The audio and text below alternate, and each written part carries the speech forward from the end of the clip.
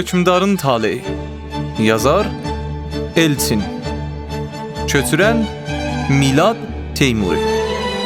Səsləndirənlər Meysəm Qarabaği, Nəsrin Həbibzadə, Mehdi Sərvəri.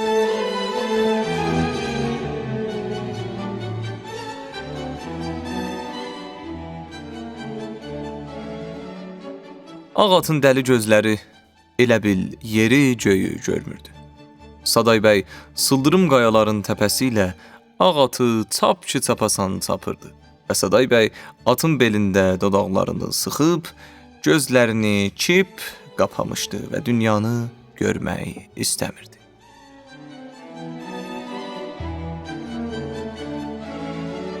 Xan sarayının qadınlara məxsus hissəsində qız gəlin qaynaşırdı. Ağabəyim ağa böyük güzgünün qarşısında oturmuşdu və kənizlər xan qızını bəzəyirdilər. Tuba xanım Ağabəyim ağanın yanında oturmuşdu və qızının əlini əlinə alıb oxşayırdı. Elə ki, çətin vaxtların oldu, elə ki, ürəyin qısıldı, məni yadına sal qızım. Məni gətir gözlərinin qabağına. Mən Avar hakimi, Ümmə xanım bacısı kimi həyatımda birinci dəfə Dağıstandan çıxıb Qarabağa, xan atana zövcə gələndə səndən kiçik idim. İndi görürsən, maşallah, hər şey qaydasındadır. Uzaq günlərin xatirəsi Tuba xanımın gözlərinə işarətı gətirdi. Qadını gülümsətdi. Bu sözləri ki, indi mən sənə deyirəm ağabəyim, bu sözləri beləcə o vaxt məni Qarabağa yola salanda rəhmətli adam Çiçəhbanu mənə deyirdi. Çiçəhbanu sənin nənən bilirsən, Çərçəz xanı Sabutay xanın qızı idi. Çərkəz ellərindən Dağıstana gəlmişdi. Allah qoysa, heç bilməyəcəksən ki, vaxt necə keçdi, sən də qızın uzaq ellərə yola salanda ona bu sözləri deyəcəksən. Yaxşıdır, pisdir, amma xanzadə, şahzadə xanımların taleyinə belə yazılıb.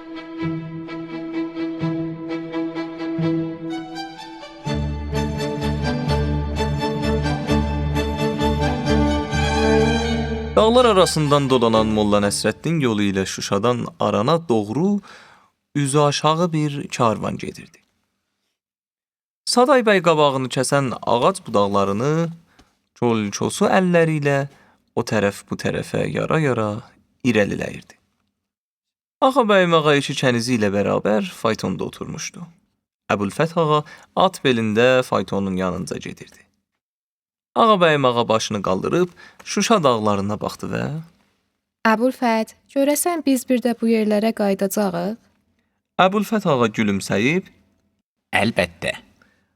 Ağabəyim ağa eləcə Şuşa dağlarına baxa-baxa Sən qayda bilərsən, bəs mən? Kim bilir bacı, İran qüdrətli məmləkətdir. Bəlkə sən bu yerlərin şahbanusu kimi haçansa təzədən bu yerlərə baş çəkdin. Yox, Əbülfət, istəmirəm. İstəmirəm, bu yerlərin şahbanusu olmaq istəmirəm. Bu yerlərin şahbanusu olmasın, Əbülfət. Güya ki, dünyanın işləri Əbülfət ağadan asılı idi. Bu dəm Saday bəy isə dağın başında dayanıb, get-gedə yolu burulub gözdən itən karvanın ardınca baxırdı.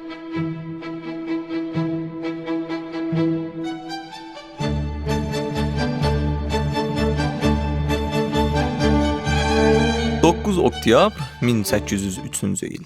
Şuşa Xan Sarayı. İbrahim xan otağın qapısı qarşısında dayanıb qonaqlarını qarşılayırdı. Mir Möhsün ağa da onun yanındaydı. Xidmətçi bərkdən elan etdi. Ağçıvan xanı Əlahəzrət Kəlbəli xan!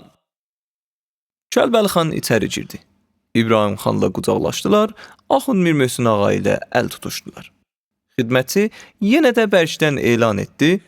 İrəvan xanı Əlahəzrət Məhəmməd xan! Məhəmməd xan da içəri daxil oldu və o da İbrahim xanla qucaqlaşdı, Axund Mir Möhsün ağa ilə əl tutuşdu. Xidmətçi dışarı çıxdı. İbrahim xan dedi. Qarabağa təşrif buyurmağınız məni çox şad edib, qardaşlar. Dünən xəbər çatdı ki, gəlirsiniz. Xoş gəlib, səfa gətiribsiniz. Bütün Qarabağ sizin öz doğma el-obanızdır. Buyurun, əyləşin. Qonaqlar taxtlara sərilmiş döşəkçələrin üstündə əyləşdilər. İbrahim xan da onlarla üzbəyüz əyləşdi. Axund Mir Möhsün ağa biraz kənarda oturdu. Necəsiniz? Nə var, nə yox? Çoxdandır görüşmürük. Necəliyimiz güman edirəm ki, cənabınıza yaxşı məlumdur. Dedi və birbaşa mətləbə keçdi. Məmməd xan qardaşımızla qərar verdik ki, səninlə məsləhətləşməyə gələk İbrahim xan. Cavad xana da sifariş göndərmişik ki, münasib bilsə, məşvərət üçün təcili bura gəlsin. Sizin bir ağsaqqal kimi qapınızın həmişə bizim üzümüzə açıq olduğunu biz yaxşı bilirik İbrahim xan. Təşəkkür edirəm. Məsələ vacib, zaman məhduddur. Padişah Aleksandrın böyük generalı Sisyanov daha gəlib Tiflisdə əyləşib. Məhəmməd xan əsəbi halda dilləndi. O bizim İrəvan xanlığından da, Naxçıvan xanlığından da tələb edir ki, Rus padişahına tabe olaq. Mən bunu 2 gün bundan qabaq eşitmişəm. Bəs siz nə fikirdəsiniz? Naxçıvan xanlığı heç bir padişaha tabe olmaq istəmir. Ancaq təhlükə çox ciddidir. İrəvan xanlığı da heç bir padişaha tabe olmaq istəmir. İbrahim xan, nə siz, nə də biz heç vaxt xaçpərəst tayfasına düşmən münasibət göstərməmişik. Yekaterinanın vaxtında onun böyük generalı Qafqaza gələndə sən, İbrahim xan, hörmətli elçilərlə generala hədiyyələr göndərdin. Öz ixlasını bildirdin. Mən də Üsmanlıdan, İrandan axışıb İrəvana gələn ermənilərin heç birini rədd etməmişəm. Nə olsun ki, xaçpərəstdilər. Göydə Allah birdir. Lakin indi xanlıq istiqlaliyyətimizi itirə bilərik. Axund Mir Möhsün ağa yavaşdan öskürdü. Axund Mir Möhsün ağa mötəbərin deyəsən sözü var. Müsaitdirsə, Buyursunlar. Biz bilirik ki, Axund ağa İbrahim xan qardaşımızın ən yaxın və məhrəm, ən sədaqətli adamıdır. Ağanın sözləri bizim üçün də qiymətlidir. İbrahim xan da başının işarəsi ilə razılığını bildirdi. Axund Mir Möhsün ağa yenə bir-iki dəfə astaca öskürüb, mütəşəkkirəm. İbrahim xan neçə dəfə Azərbaycan xanlarına təklif etdi ki, gəlin şərtləri işləyək, xanlıqları birləşdirib vahid Azərbaycan dövləti yaradaq. Hətta onu da buyurdu ki, biz də Nadirşah Əfşarın Muğanda çağırdığı kimi bir qurultay çağırıb bu məsələni orada həll edək. Amma əqli səlimlə edilmiş bu təklifə qol qoyulmadı. Yoxsa ki, indi güclü bir orduya malik olardınız. Peyğəmbər əleyhissalam yüzlərcə yerə bölünmüş ərəb qəbilələrini birləşdirməsəydi, İslam dünyası o qədər də vüsətli qələbələrə nail ola bilməzdi. Cənab bir Möhsün ağa, sizin sözlərinizdə həqiqət var. Ancaq indi təqsirkar axtarmaq vaxtı deyil. Rus generalı başımızın üstünü alıb, tabiçiliyimizi tələb edir. İbrahim xan, sən Fətəli Şahla qohum olmusan. Oğlun Əbülfəth ağa da hal-hazırda onun sarayında yüksək mənsəbdədir. Deyirlər, Fətəli Şah, qızınız Ağabəyim ağanın əqli fərasətinə valih olub, hətta dövlət tədbirlərini də onunla məsləhətləşir. Əgər Fətəli Şah xanlıqlarımızı saxlamaq şərti ilə bizə kömək edərsə, biz də Sisyanovun təklifini rədd edərik. Mən Rus padişahının çəngindən qurtarmağın başqa bir yolunu görmürəm. Bu zaman qapı açıldı və xidmətçi elə eşikdəncə elan etdi. Gəncə xanı Əla Həzrət Cavad xan! Və Cavad xan özünə xas olan cəldiliklə içəri daxil oldu. Xanlar ayağa qalxdı. Cavad xan əvvəlcə İbrahim xanla, sonra Kəlbəli və Məhəmməd xanla qucaqlaşdı, Axund Mir Möhsün ağa ilə əl tutuşdu. İbrahim xan əli ilə yer göstərdi. Buyurun. Xanlar döşəkçələrin üstündə əyləşdi və İbrahim xan Cavad xana müraciətlə Necəsiniz soruşmuram. Xan cənabları, xəbər mənə çatıb, General Sisyanov Gəncə qalasının təcili təslim olmasını səndən tələb edir. Bəli, tələb edir. Bu Rus padişahlarının həmin siyasətidir ki, davam edir. Ekaterinanın əmri ilə General Zubov Qafqaza yeriyib, Dərbəndi mühasirə eləyəndə mən sizə dedim ki, təcili qoşunlarımızı birləşdirib Dərbəndin köməyinə gedək. Heç kəsdən səs çıxmadı. Cavad xan bir an nəfəsini dərdi və İbrahim xana baxıb təkrar etdi. Heç birinizdən səs çıxmadı. Cavad xan sustu. Amma açıq-aydın hiss olunurdu ki, bu ehtiraslı adam özünü güclə saxlayır, içi doludur. Və bunu əlbəttə İbrahim xan da hiss etdi. Yüngülcə gülümsəyərək, Buyurun, davam edin. Zubov Dərbəndi alandan sonra mənim qardaşım, ağsaqqalımız İbrahim xan ona hörmətli elçilərlə qiymətli hədiyyələr göndərib Rus padişahına ixlasını bəyan etdi. O hədiyyələrin hesabına 50 dənə top əldə etmək olardı. İndi də budur, Sisyanov ağa təşrif buyurub, qardaşımız İbrahim xanın Zubova o cürə ixlası, o hədiyyələri Rus padişahının qəyyumçuluğunu qəbul eləmək kimi bir şey idi. Bu da ağa Məhəmməd Şaha fürsət yaratdı ki, Qarabağa gəlsin. Şuşa kimi bir qalanı alsın. Nə oldu? Yekaterina kömək əlini uzatdı İbrahim xan qardaşımıza. Yox, qardaşımız da məcbur oldu xanlığı buraxıb Balakənə getsin. Ağa Məhəmməd qətlə yetiriləndən sonra ağsaqqalımızın qardaşı oğlu Məhəmməd bəy burada nəfis adlar törətdi. Allah vəzir Molla Pənaha rəhmət eləsin. Onun da, oğlunun da başını üzdürdü cıdır düzündə. Amma Yekaterina Molla Pənaha bir əsa hədiyyə etmişdi. Nəysə, Allaha min şükür ki, Axund Mir Möhsün ağamın tədbirləri və qoşun başı Saday bəyin sədaqətinin və igidliyinin nəticəsində ağsaqqalımız İbrahim xan yenə Qarabağ taxtına qayıda bildi. Bütün bunlar ki, bu yaxınların söhbətidir, nə üçün bunlar yaddan çıxır? araya ağır bir sükut tökdü. Və o sükutu yenə Cavad xan özü pozdu. Məni məzur tutun, ağalar. Mən qızışıb bəzən lüzumsuz sözlər də deyirəm. Ancaq ağalar, Cavad xan barmağını yuxarı qaldırdı. o başımızın üstündəkinin dərgahına and olsun ki, bunların hamısı sizə o cümlədən əziz qardaşım və ağsaqqalımız İbrahim xana məhəbbətimin ifadəsidir. Əlbəttə, hər birimizin səhvi var və burası da həqiqətdir ki, indi oturub bu səhvlər barədə mübahisəyə başlasaq, çox uzun çəkər. Vaxt isə gözləmir. Gəlin, bir dəqiqə belə itirmədən nə döyüş qüvvələrimiz varsa birləşdirib Sisyanova cavab verək.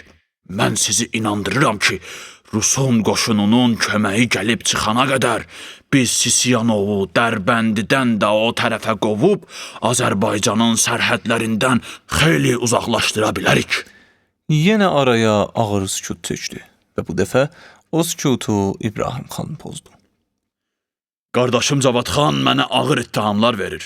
Ancaq ağalar, gəlin ədalətlə danışaq. Biz hər cürə silahı, böyük qoşunu, böyük sərvəti olan iki dövlətin arasındayıq. Bu dövlətlərin ikisinin də Koreya ərzin xəritəsi miqyasında maraqları var. Mən istəyirdim, çalışırdım ki, millətimiz qırılmasın, xanlığımız viran qalmasın. Mən indi də istəyirəm ki, hər şey danışıqlarla, sülhülə, tədbir və təmkin ilə qaydasına qoyaq. Ona görə də indi biz bu iki dövlətdən birinə iltizam etməliyik. Çox fikirləşəndən sonra mən bu qərara gəlmişəm ki, biz Rus padişahı ilə daha tez dil tapıb dost ola bilərik. Cavad xan heç cürə gizlədə bilmədiyi bir acıqla Nəyə görə? Ona görə ki, bütün Azərbaycan torpağına sahab olmaq İran şahlığının çoxdankı arzusudur. Son dövrlərin tarixi boyu bu istək gah yerinə yetir, gah da əldən çıxır. Azərbaycan xanlıqları Rus padişahına iltizam etsə, düşünürəm ki, bir dövlət kimi daha tez istiqlaliyyət ala bilərik. Cavad xan özünü saxlaya bilmədi və Ağsaqqal, İran padişahlığının dediyin o arzusu ki var ha?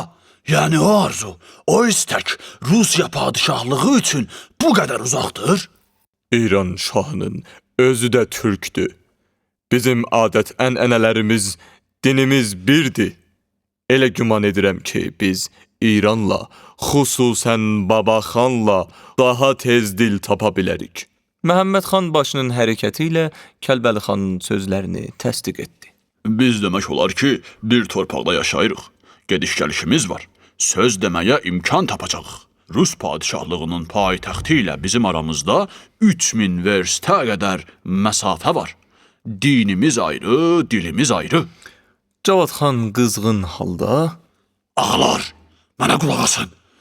Əgər siz öz xanlıqlarınızın müstəqilliyi, gələcək birləşmiş milli istiqlaliyyət haqqında düşünürsünüzsə, bu xam xəyaldır. Gəlib torpağımıza kök salan, qalalarımıza hakim olan heç bir dövlət bizi saya salmaz. Təzədən bizə istiqlaliyyət verməz. Ona görə də mənim fikrim qətidir. Nə Rus padişahı, nə də İran şahı. İbrahim xan, bağışla. Ancaq deyəcəyəm, hərgah sənin Rusiyaya meylinin arxasında o fikir gizlənirsə ki, Rusiya sənə toxunmayacaq. Fətəli şahla da qohum olduğun üçün İran şahlığı sənə toxunmayacaq. Səhv edirsən. Qardaşım, çox böyük səhv edirsən. İbrahim xan sərt hərəkətlə ayağa qalxdı. Siz uzaq yoldan gəlib yorulmusunuz. Qardaşlarım, buyurun biraz istirahət eyləyin. Sonra söhbətimizi davam etdirərik.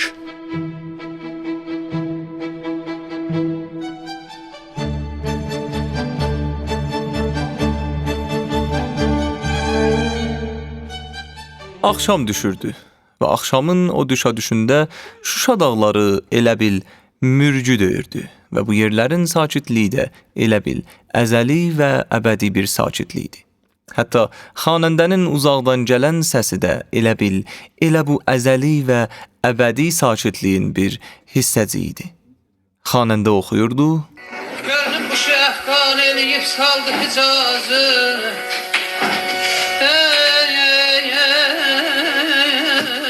Tuttu Hicazımla yaram bu iş feynazım.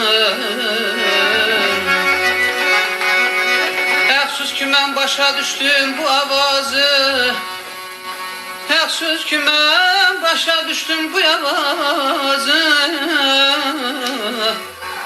Yalvardım ona getməklə olmadı razı. Göz yaşım ilə nalələrim də heçə getdi. Əfsus ki yarım gecə gəldi, gecə getdi.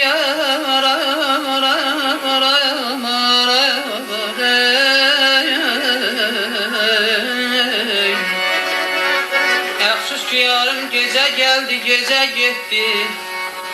Heç bilmədim ömrüm necə gəldi, necə getdi. Otağının pəncərəsindən xanəndənin səsinə qulaq asan Tuba xanım Ağa bəyimin sözləridir.